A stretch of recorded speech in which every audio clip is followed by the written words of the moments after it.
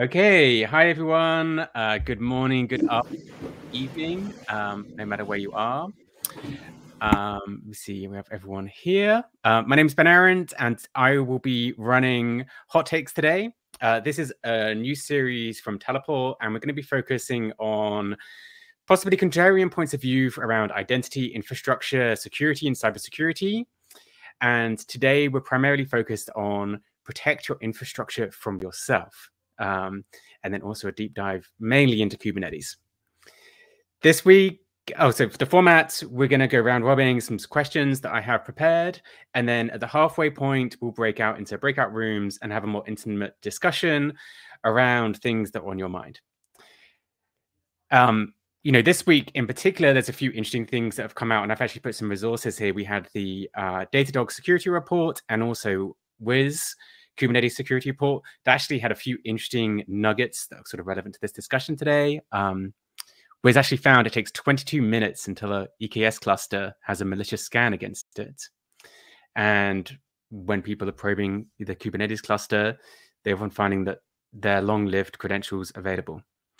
And so sort of to kick things off for the hot takes, I want to sort of dive into, this is like an easy one. Kubernetes can be a complicated platform to run.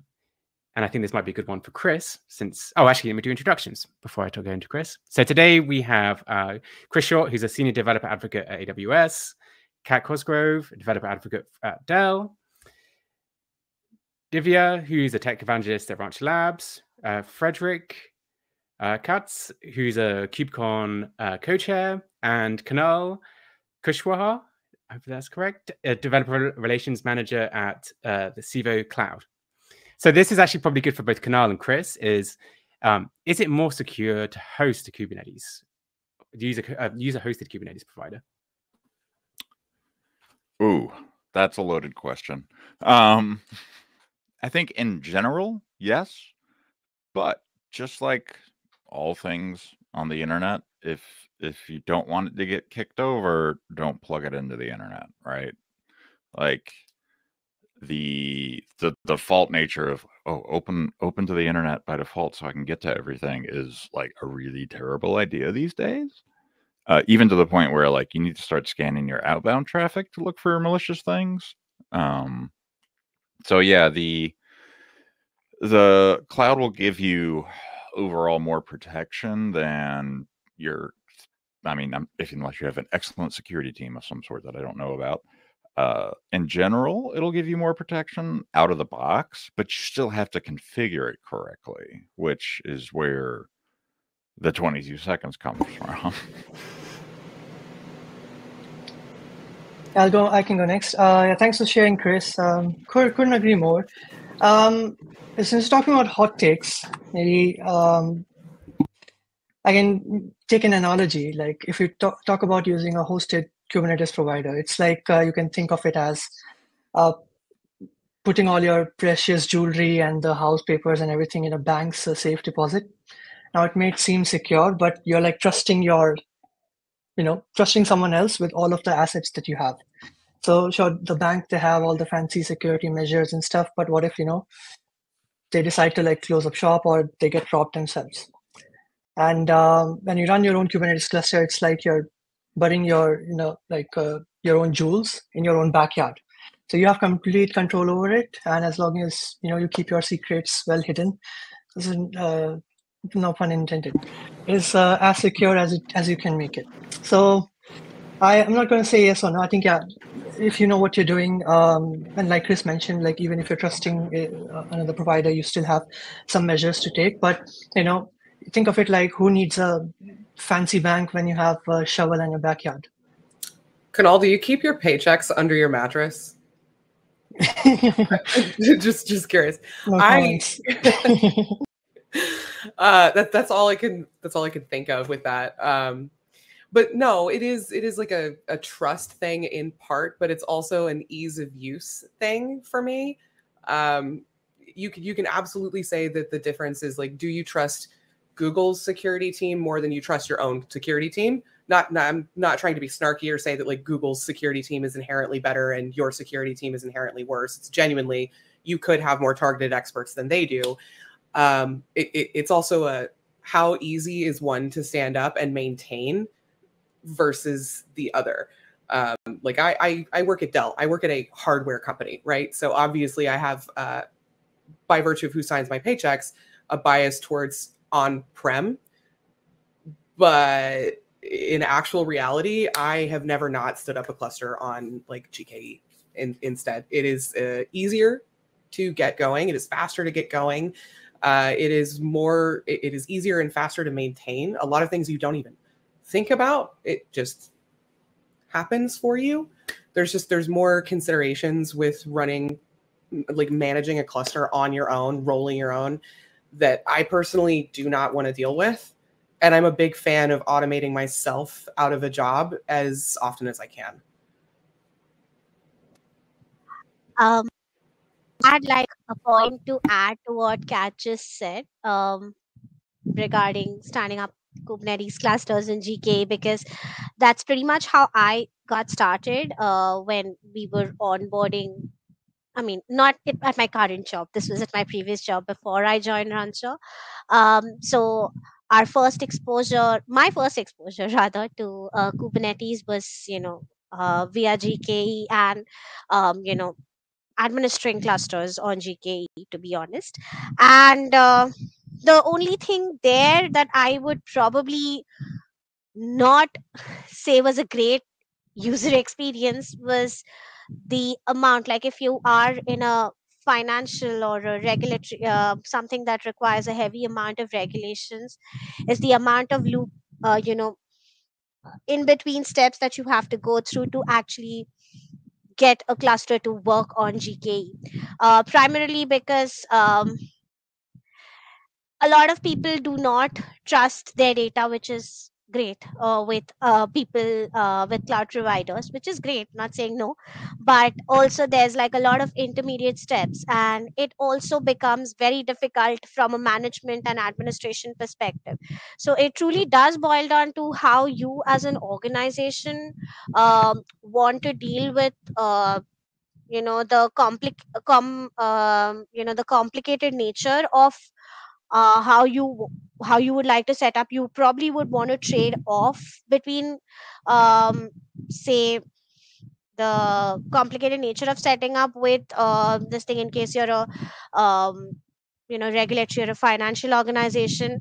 But you could also, like, if you are just doing an on-prem installation, you could sort of also, it's not less complicated, but it's also easier to get it started if you have like your own infrastructure.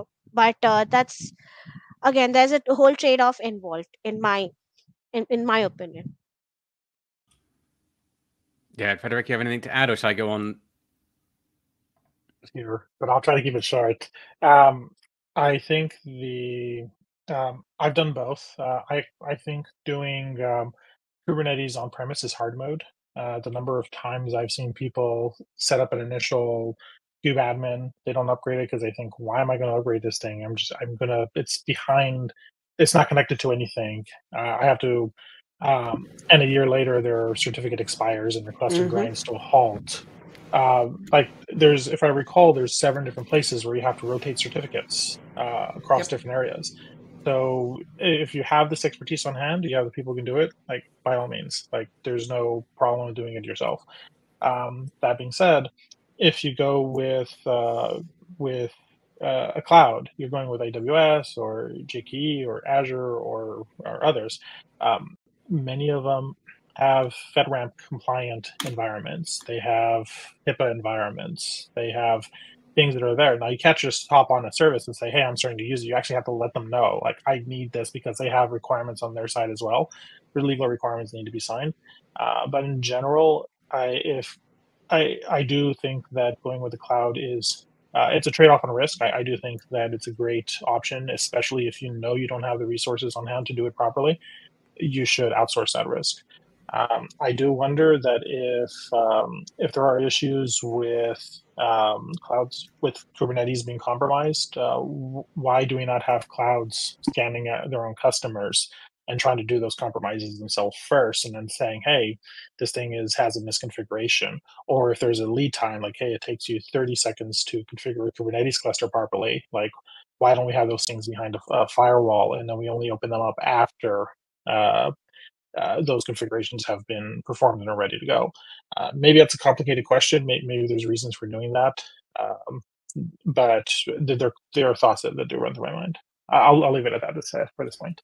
I know we could go deep on this one topic. But one thing we kind of mentioned was the initial setup, whether you're setting up on premise or where the hosting provider is, you often have the one sort of like super user account.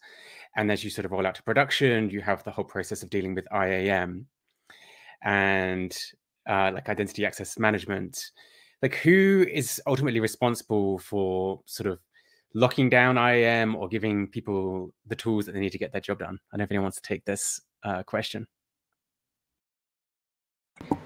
I just say that it depends on the organization's like the complexity, size, and how it's structured. But ideally, IAM should be shared amongst all the stakeholders.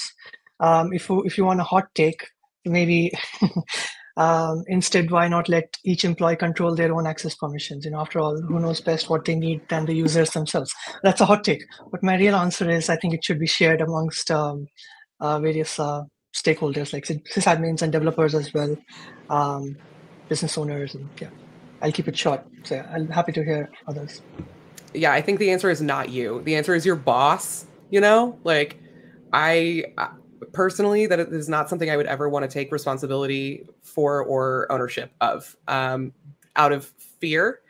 Like, look at the number of enormous breaches that have happened over the last few years that were strictly the result of bad IAM configuration.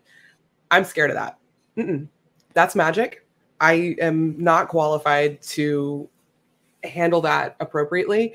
But serious answer, I think the whole company is responsible for that. The business entity is responsible for that. That should never, ever, ever come down to one individual person or one individual job role. It's the potential ramifications of messing it up are like business ending in some cases. And I just do not think it is worth, you can't put that liability on a single person or a single role. No, to put it on one team even is quite Not a okay. stretch. Yeah, like the IAM is one of those things that ends up becoming a lot like your org structure, right? Like that rule applies. But your org structure also needs to realize the impact a misconfiguration can have. And if they don't, you got to come up with an education process of some sort to just explain, these are the permissions you have, use them wisely, right? Like, you could easily expose a cluster to the internet and watch it get kicked over because you didn't patch it to the latest version or something. You didn't use the right binary. Who knows? There's so many things that can go horrifically wrong with IAM that, yes, you need a basically trusted pipeline to manage it, essentially. I think if somebody can expose something that's that sensitive unilaterally, that is a bug in the process. And it really upsets me when I hear some, especially at the executive level, they'll say, that intern is the reason that we had this massive breach, or that engineer. Infuriating. Yeah. Absolutely enraging. That person just discovered a bug in the process, and it was a terrible bug. And unless there's malicious intent involved, that's a whole other story. But just day to day, like, people are going to make mistakes. And I think, but we have this thing where it's like we have people at the very top. We all work on our processes and we try to get those processes in place, and then those processes then impact us as people again. So we have this loop.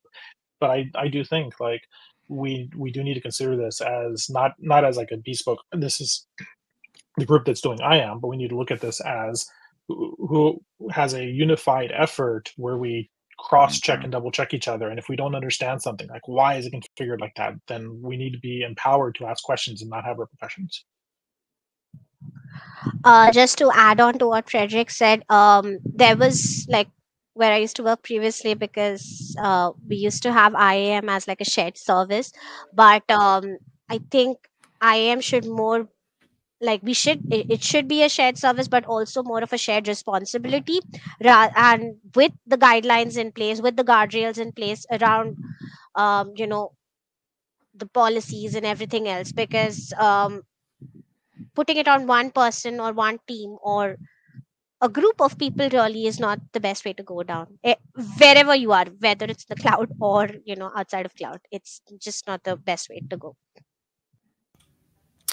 Yeah, and going back to our topic of protecting infrastructure from yourself, I actually worked on a team which, this is for server access, but if anyone open SSH'd into a server, that machine was automatically scheduled to be recycled and removed after like an hour.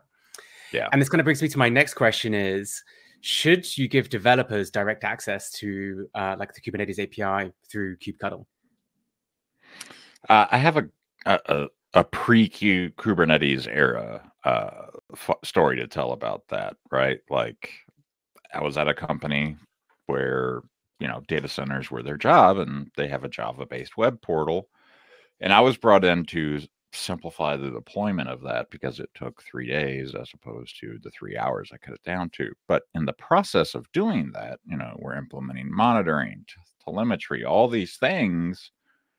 And then all of a sudden you get an alert and it's like, oh, the lead dev somehow has access to the production, and they just changed something, and it just broke everything because, well, you didn't audit the access of keys and so forth to the various systems. And yeah, you kind of have to take that into account, right? Like, who gets access to the entire kingdom?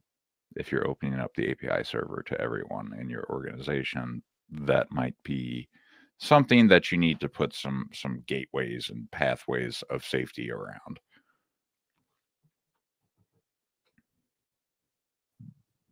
I don't want to be the person who deletes all the cats. I think I'll leave it at that for the moment. I am going to say it depends. I hate saying it depends, but it does.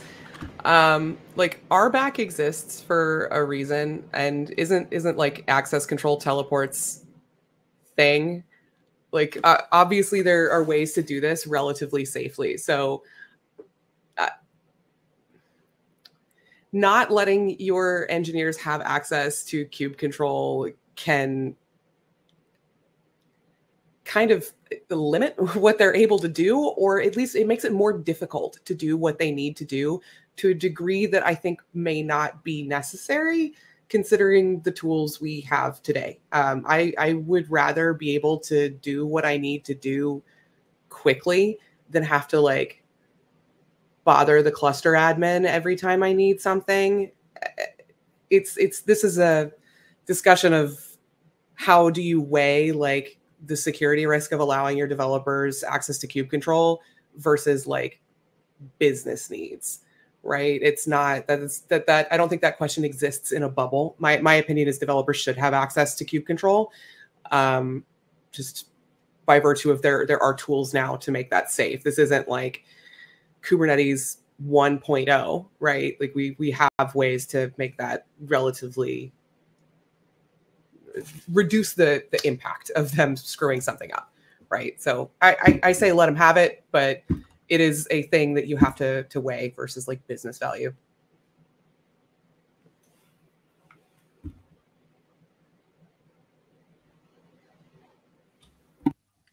Yeah, I can go next. Fred, go for it.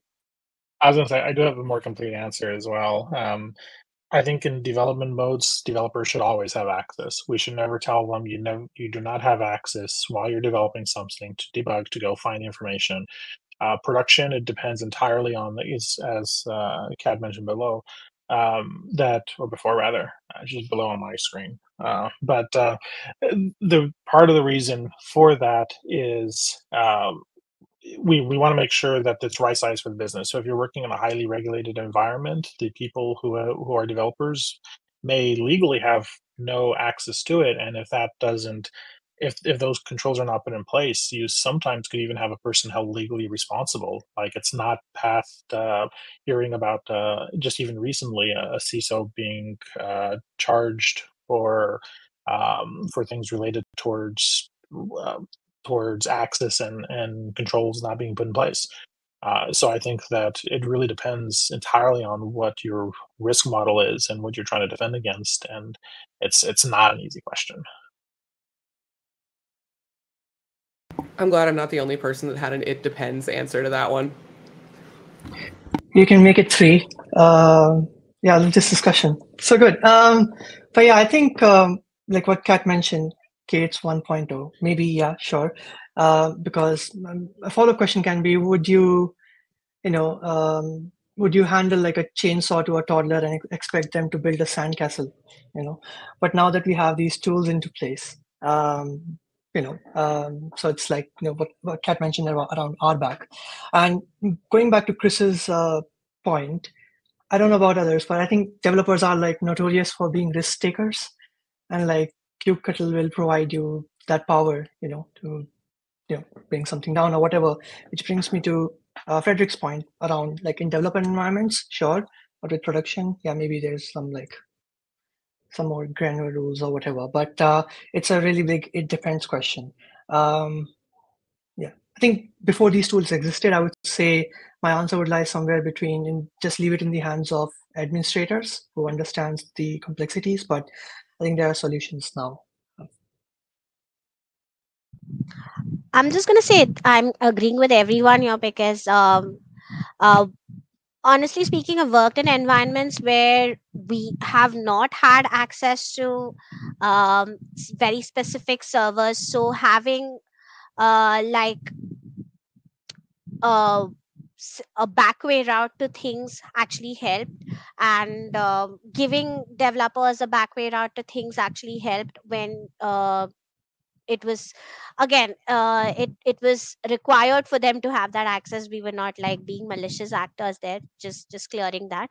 But having that back way access helps. But when you're talking about like the current state, like all of the folks in the panel mentioned, I think we have tools in place to actually provide the guardrails, and it truly does depend on your risk appetite and your organizational complexity and the kind of uh, you know uh, you know data that you work with. Because honestly speaking, there's a lot of data that I have worked with previously that actually is restricted data, and it's not accessible to people out here, and the servers themselves were not allowed to be accessed by us. So in such situations, having an indirect layer helps. But if there is a direct way to access the API with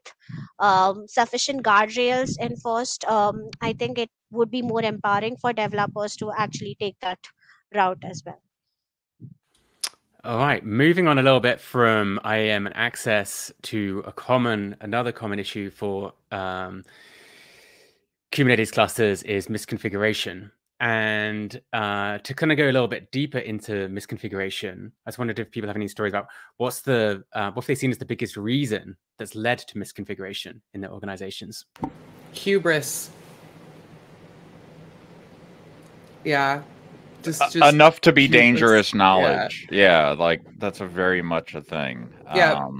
There was a local company here in Detroit that had their Kubernetes clusters compromised because just a knowledge gap that they didn't even know they had existed. So yeah, you don't know what you don't know, right? Like, and there's very good papers and everything, like Dr. Richard I. Cook, Above the Line, Below the Line. Like, look that up and read that paper. It's pretty short read, and it'll give you a sense of you don't understand everything. You can't. It's impossible. But there are things you can understand, and that's good. We just have to acknowledge that and not be so full of pride in our work, I guess. Yeah. I blame the human evolution, because our brains are wired to seek novelty and like take all the risks and everything, which can lead to, all these experimentations and you changing the settings and configurations, like you mentioned, without fully understanding, and like what Kat mentioned, not knowing what you don't know. So I think it's important to strike the right balance between curiosity and caution.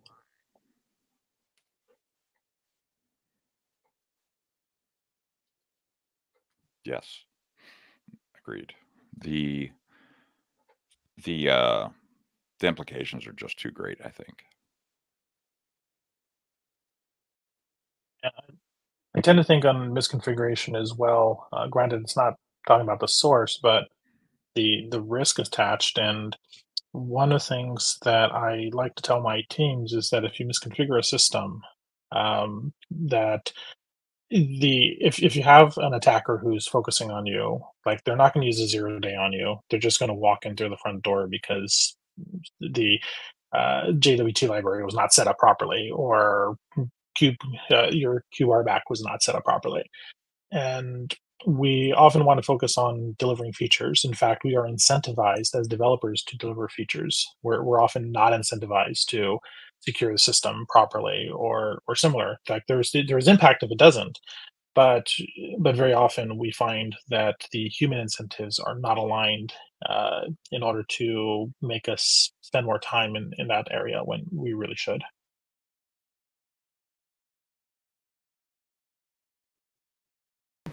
Kubernetes is hard, but people are harder. Yep. All right. I know we have Divya. Do you have anything else to close out for misconfiguration? No, not really. Except that please don't resort to defaults. That's like a thing that I want to just like. If anybody's tuning in, please don't resort to defaults, because that creates a lot of problems for admins, and it's not the best case scenario when it is in production. So, Actually, yeah. how did we end up with this like public perception that Kubernetes is secure by default? Because that's a myth that's like been around for a hot minute. But yeah, nothing. No, like absolutely not. That's not true. It's not. But Well- people still go with that assumption when they don't have enough experience to know otherwise. They still go with that assumption, at least when they're new. I don't know how that popped up in the first place. Well, Linux is secure by default, right? Yeah, totally. Yeah. Yeah, yeah, for sure. I've heard that. I'm sure, when you install that web server, it's not going to just open itself up to the world. No, absolutely not. No. Yeah. I think it also depends on how it's configured and deployed and managed. Yeah, but out of the box, default? Never. Yeah, no. No. It's And as secure as that pen drive on the street, Yeah. in my opinion. Yeah. So it's securable, and one of the things that I've spent a lot of time thinking about is why are things not secure by default? Mhm. And I think it comes down to when you want to show it off, when you want to get that first initial spark of magic. It's secure by default. Okay, I have to go fix RBAC. I have to go fix IAM. Okay, now I can run the app. Versus install, run, and then like a minute later, like I'm jumping up and down, like excited. I think it's the dopamine. Yeah, so we have, I think, a minute and a half before we go into the breakout rooms. Each of the speakers here will be moderating a speaker room. I actually have a poll which I'm going to launch, which might be a good way to start the discussion, which is what extra security measures do you currently have in place for your Kubernetes cluster? I'm kind of interested to see where people land on this. So if you're currently watching, this is a good way to interact with us before you're chatting with us. You should see it pop up. Let me see. You have to go to the polls tab. No one. Oh, I think it. I see it. Did it see? Yeah. Did you share it? Go to the polls tab. Oh, someone shared the wrong. Okay. I think someone's shared the wrong one. Here we are. Oh, okay. Obviously, something's glitchy with the polls today. Well, we have to do the polls in real life, but I at least got 2 votes for misconfiguration. So I don't know. I think we'll just be teleported to these breakout rooms in 20 seconds, hopefully. So I guess we'll hold in here and see where it goes. One giant breakout room.